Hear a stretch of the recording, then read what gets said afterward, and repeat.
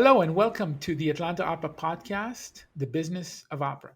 The series is inspired by the programming of the piece The Revolution of Steve Jobs at the Atlanta Opera in the spring of 2022. In preparation for the premiere of the show in Austin, Kansas City, and in Atlanta, we will have a series of interviews with business leaders, opera impresarios, artists, and strategic thinkers, as well as creative minds who will focus on two themes. Number one, the business of opera and the role of leadership in this business. And number two, the very controversial and mysterious character of Steve Jobs and the opera written about him. So I'm here with the board chair of the Atlanta Opera, my friend Rhys Wilson, who is also a very successful attorney in Atlanta. And first of all, Rhys, how are you doing and how you've been in this past crazy couple of years? Doing great. The M&A world is very active right now, partly because of all the talk of tax changes in Washington. So there's a lot of activity right now. It is very, very busy. So, which is good, I guess. Excellent. So you mentioned mergers and acquisition. This is your day job as an M&A lawyer. Tell us a little bit about this day job, about your career. Yeah, basically what I do is I help entrepreneurs sell their businesses, and I just think it's a lot of fun. I love entrepreneurs. They're some of the most interesting, creative, outside the box thinkers you could want to meet. And most of them have been working their tails off for about at least 20 years when they come to me and they're ready to sell their business. And so what I do is help them through the process, help them find the right people to take them through the process.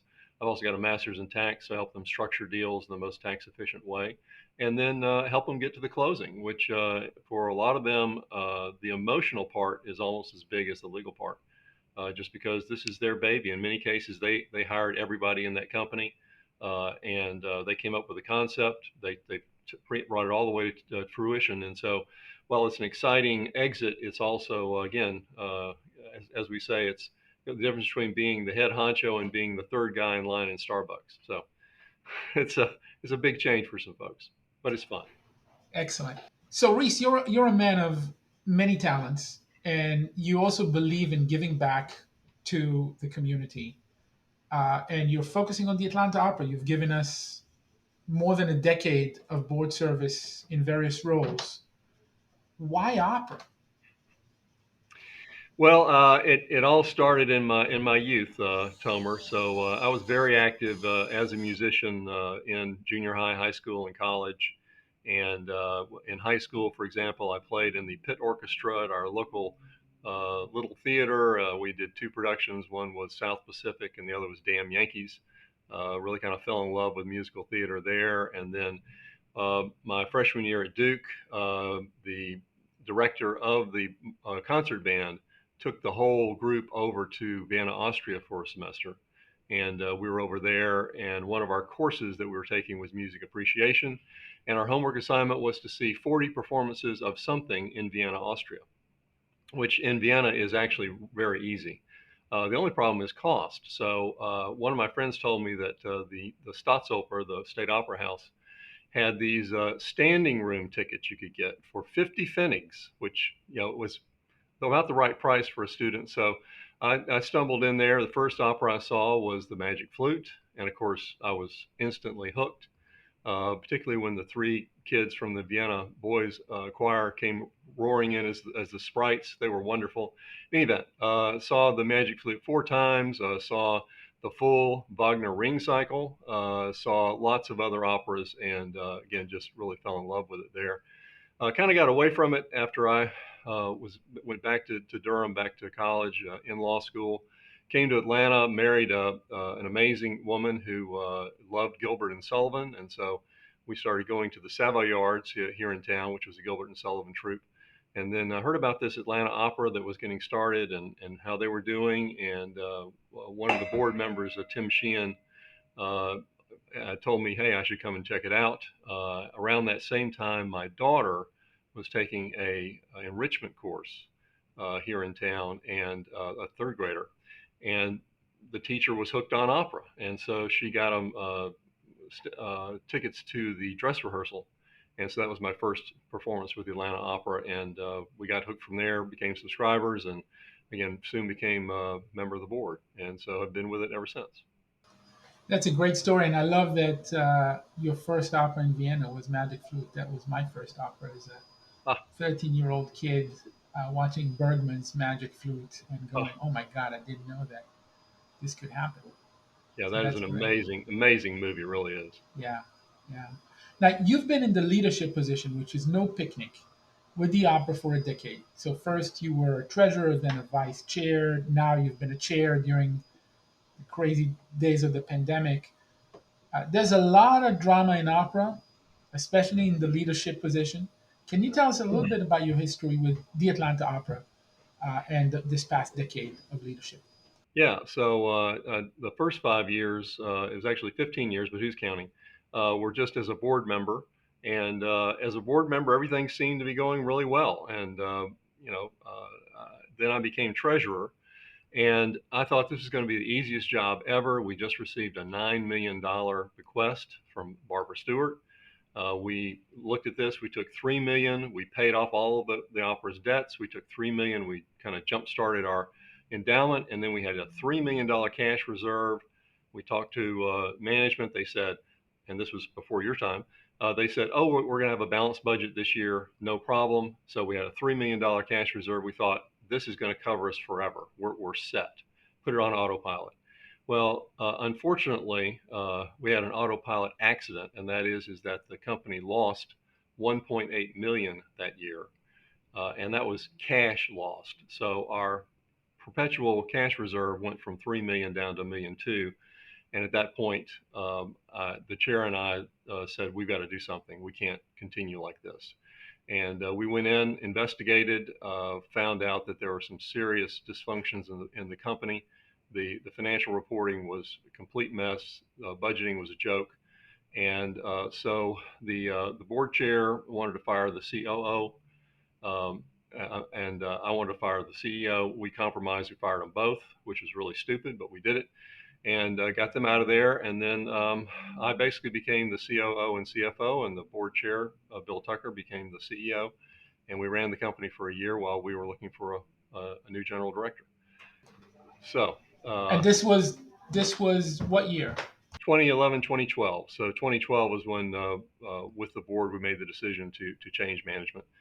And the 2012, 2013 season was with Bill and I kind of semi running things. And then, we reached a decision on a new general director, Tomer Zvulun, in 2013, and then made that transition. And I've never been more relieved in my life than to have have you come in and take over as general and artistic director. That leads me into another question that I'm curious about. One of the greatest challenges of a board of directors is a change of management, finding new leadership, supporting new administration. And when I look around at opera companies all over the map in the United States, I recognize that 50% at least of general directors are new in the past 3 years. Yeah. And there's a lot of turnover at the top. And my question to you is, how do you go about finding the right person? What is your advice to board of directors, to companies that are looking for a new CEO? Well, the first thing to keep in mind is that this is a very difficult job to fill because you're looking for someone who has a bundle of abilities that you usually don't find in one person. So you got to have somebody who has an artistic vision. Whether they're going to be an artistic director or not, they have to have the artistic vision to be able to make sure that everything happens. They have to have the ability to raise money and to do development work and to get donors excited about what they're doing. They also have to have at least some knowledge of financial statements, financial operations, how to manage that, and also have the ability to build a team around them. So often those sets of skills, you may get two or three of them in one person, but rarely do you find four. And so it's a very tough search. And what I would tell them, and and I was the hiring partner for a law firm for a number of years, and I ran a staffing company for a couple of years in my wasted youth.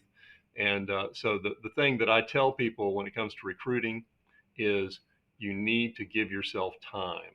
And the biggest mistake people make in hiring is they hire too fast. You need to take your time. In our case, we took almost a year, which was very painful, but we did it right.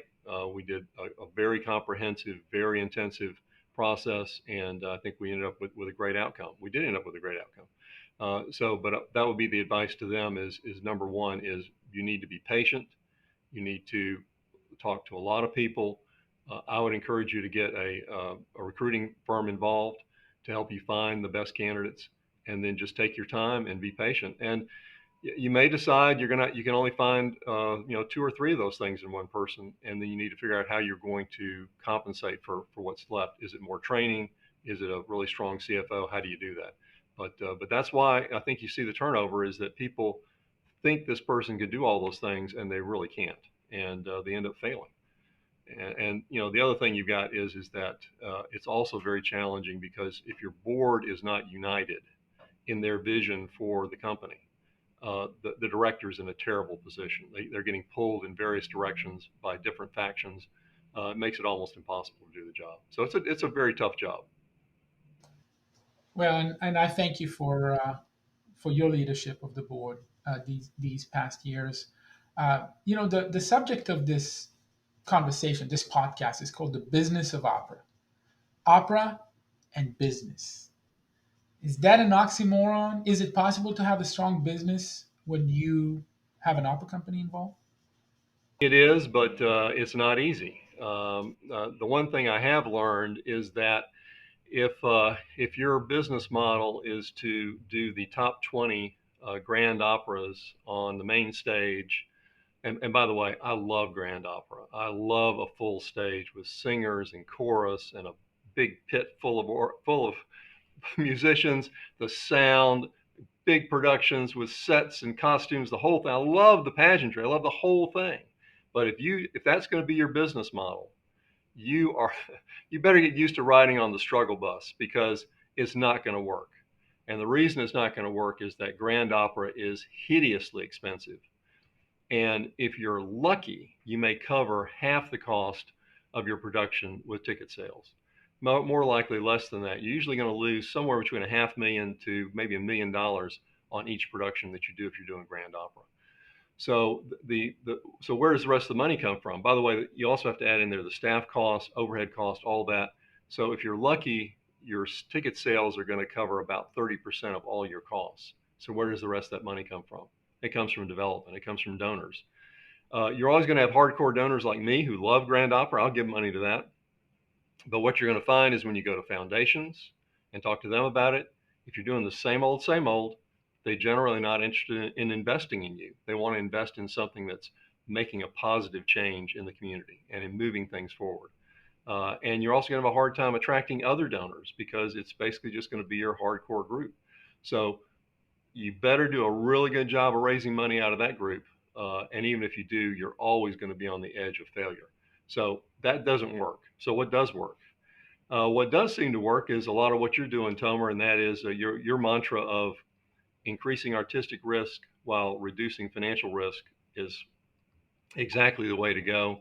And I think when I first heard that and first started seeing it go into place, the thing that was appealing was that you're bringing cost down per production, and that way you don't have so much at risk with each production.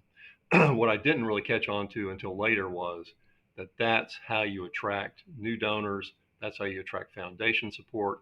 That's how you attract the community support by doing more interesting, innovative works in addition to doing the grand opera works. And as you do that, you're able to grow your donor base. And if you grow your donor base sufficiently and you get support from lots and lots of people and lots of foundations, then suddenly you have something that makes sense from a financial standpoint. And it just gives you so much more flexibility to do things you really want to do from an artistic standpoint. So it's a little bit counterintuitive in a way. I mean, you would think, oh, gee, do the safe thing. You're going to sell a lot of tickets. Just do, the top 20. But if you do that, you're always going to struggle. So it's a little counterintuitive, but I think it can be done. I have to say that this mantra of increasing the artistic risk and lowering the financial risk is something that I stole from our mutual friend, the vice chair, Charlie Yates, who always said that. And that's how the Discovery series started, Right. because ultimately, you cannot take the risks on the main stage as easily as you can take them when you do smaller scale shows. And that's what we've been doing here. Right. But now, being a board member in a non for profit can be a very elusive and tricky task because you have to walk this line between making decisions and stepping away and not crossing the line between governance and management. I feel like there's a lot of board members, not only just in opera companies, but also just in performing arts in general, that find it tricky to define what is it that they do and how they should go about that. And so, do you have any advice to anybody who's looking at joining a non for profit? Well, I think the first thing, first piece of advice is only do it if you're passionate about what the not-for-profit is doing. Don't just do it to pad your resume or something like that, because you're really not doing them any great service.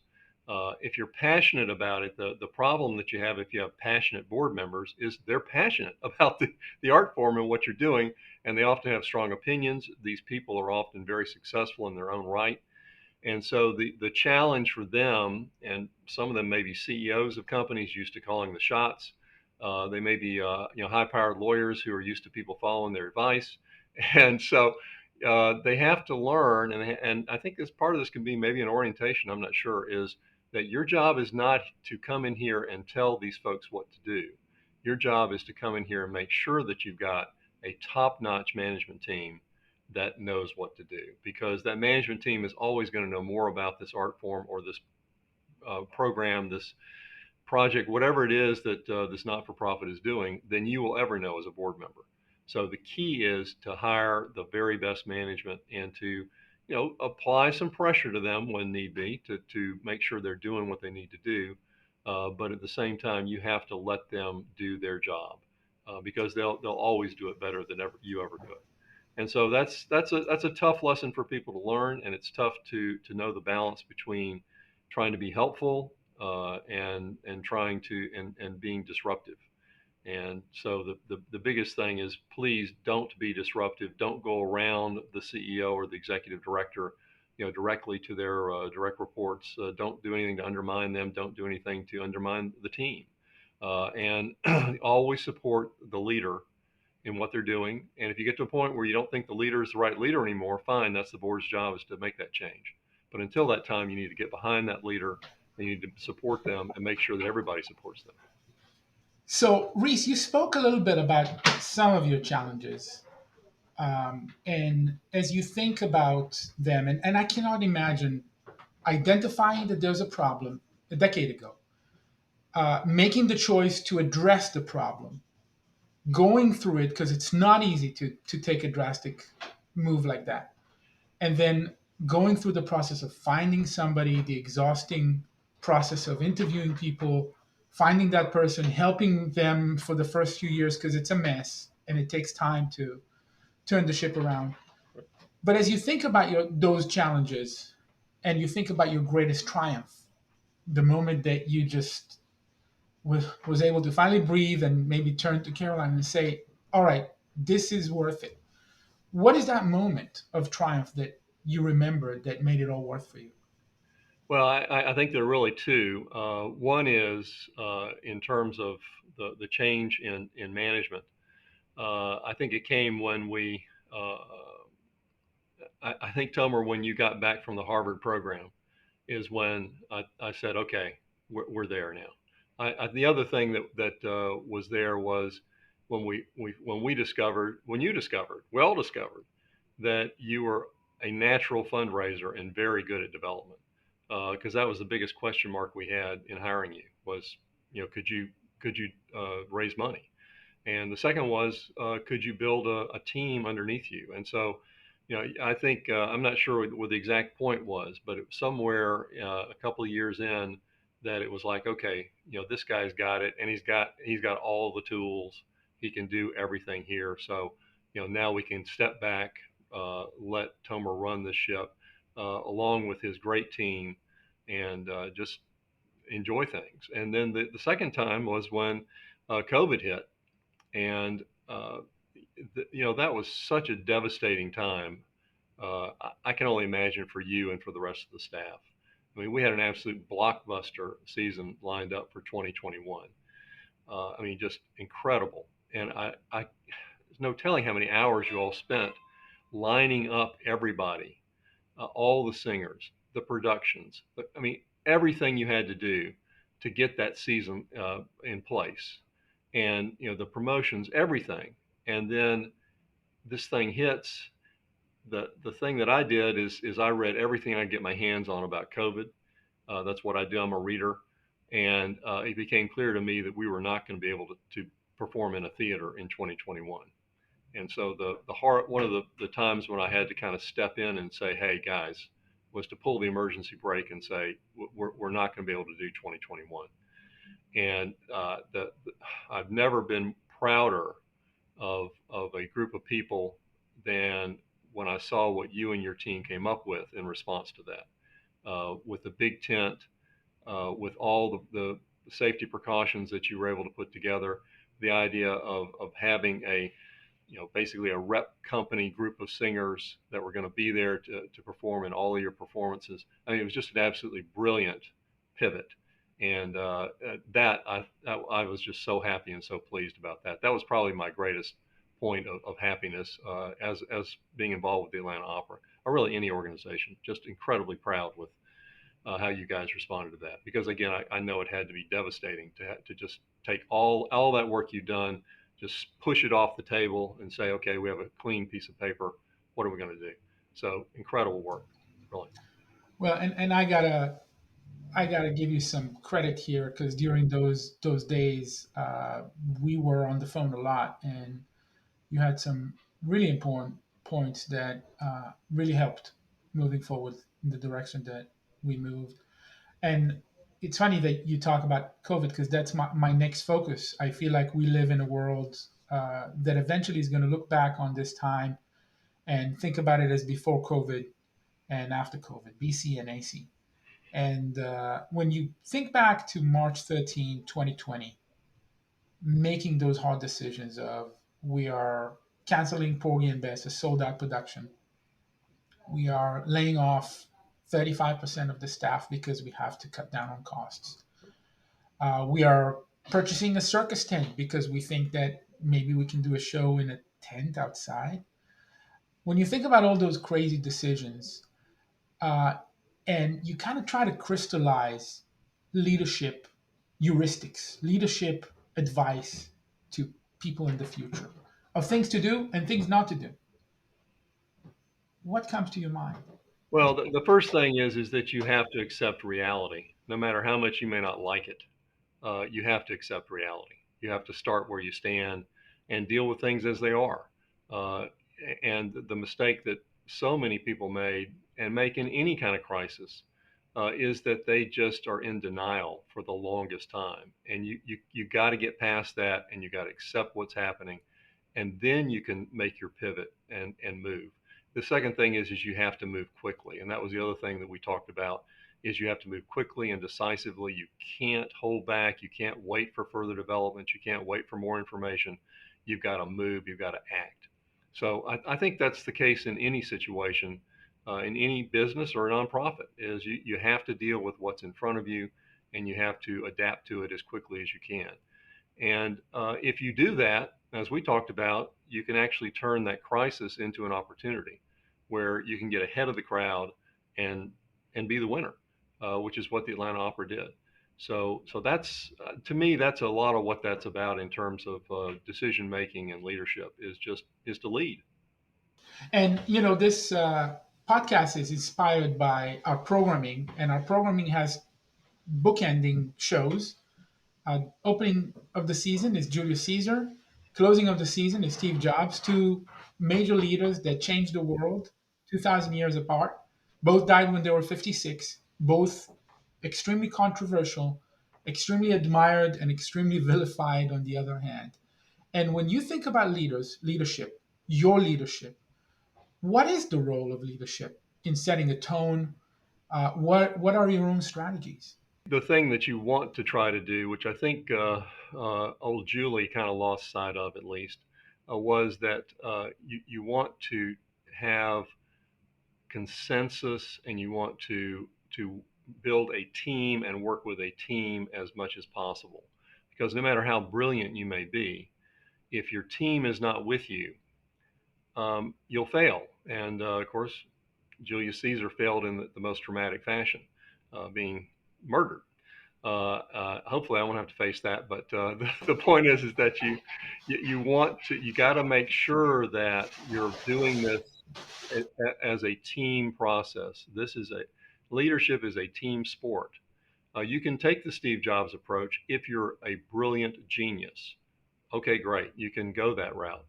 But the reason that Apple is successful is not just because of his genius, but it was because he had a team underneath him that could take that genius and turn it into reality. So again, you really got to focus on the team. Make sure you've got a strong team underneath you, and get the best people you possibly can to be on that team. And if you do that, you'll have the greatest chance of success. And I would argue that Steve Jobs had two lives, really, and he was murdered too when he did not have a team around him that supported him. He was fired from Apple, and then he came back. And I think he was wiser when he came back because he realized what you just said, that you can be as brilliant as you want until tomorrow, but if you are not self-aware, you will be stabbed. Yeah. Now, talk about leadership, and I love it that you think so much about it. For many years, you've been involved with Vistage, which is a group that brings together leaders and CEOs from different companies. It's a group that realizes two things that every leader, I think, should realize. Number one is that growth and learning never end. Doesn't matter how many business school you attended, and that it's also lonely at the top. And finding people that you can share your experiences with, colleagues that you can talk to, is not only essential to your network and to continuing to develop your skill, but also to your mental health. And Rhys, you've been with Vistage for quite a few years. You also received the Lifetime Achievement Award with them. First of all, congratulations. Thank you. Can you tell us a little bit about this program and why do you find it so important? Well, what Vistage does is it brings together CEOs, and I think there are like 4,000 members of Vistage worldwide, and but it's broken down by groups, and within each group, there's usually somewhere between a dozen and 18 members in each group. And in my group, there's me, there's an accountant, and then there are 16 CEOs of private companies. And so, again, it's the function it performs is we get together once a month, and sometimes we have an outside speaker. But to me, the most valuable sessions are when we just simply what we call process issues, and so it gives an opportunity for these CEOs to come in and talk about the challenges that they have. And 90% of the time, it's people. And the thing that's reassuring to them often is that there's somebody else in the room that has dealt with exactly the same kind of situation. Can tell you this is how he handled it or she handled it. This is how they would advise you to do it. And so it's very comforting to those CEOs to have that ability, because within their company, anybody they talk to in the company is somewhat beholden to them, and in many cases are trying to figure out, well, what does he or she want me to say, and trying to give you the answer that they think you want, as opposed to giving you just a straight scoop. And then even if you're the other way that CEOs know folks, other CEOs are usually in their industry. Well, you don't want to go to somebody else in your industry and tell them about the problems you're having with your head salesperson.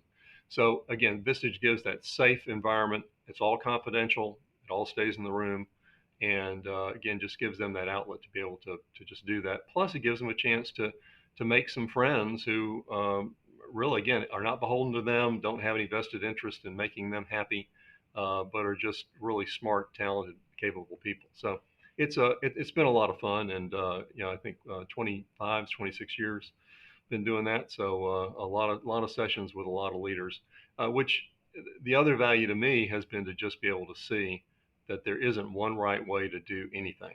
There are lots of different ways to do anything, and there are lots of different kinds of people who can be successful leaders.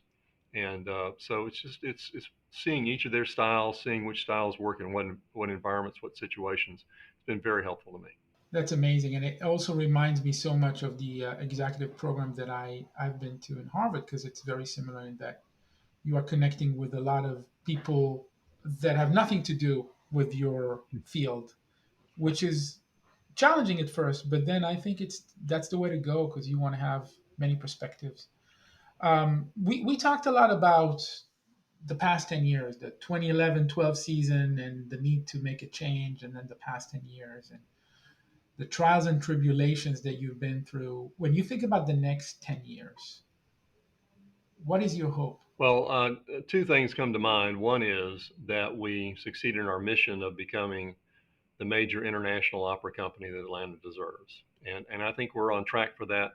If anything, COVID accelerated that track. And I'd like to see us kind of get back towards what we were doing. I think we're making a good start with this season, and hopefully we'll get there. The other thing that comes to mind is that I want us to see us make real meaningful strides in equity, diversity, and inclusion. To me, to be the Atlanta Opera means we need to be the opera company for all of Atlanta. And so I want to see that those initiatives work starting at the board, to volunteers, to performers, to patrons, everyone involved with Atlanta Opera. We want them to look like the city of Atlanta. Well, this sounds like we're going to have a good decade ahead of us. And I want to thank you for everything you've done for Atlanta Opera and continue to do.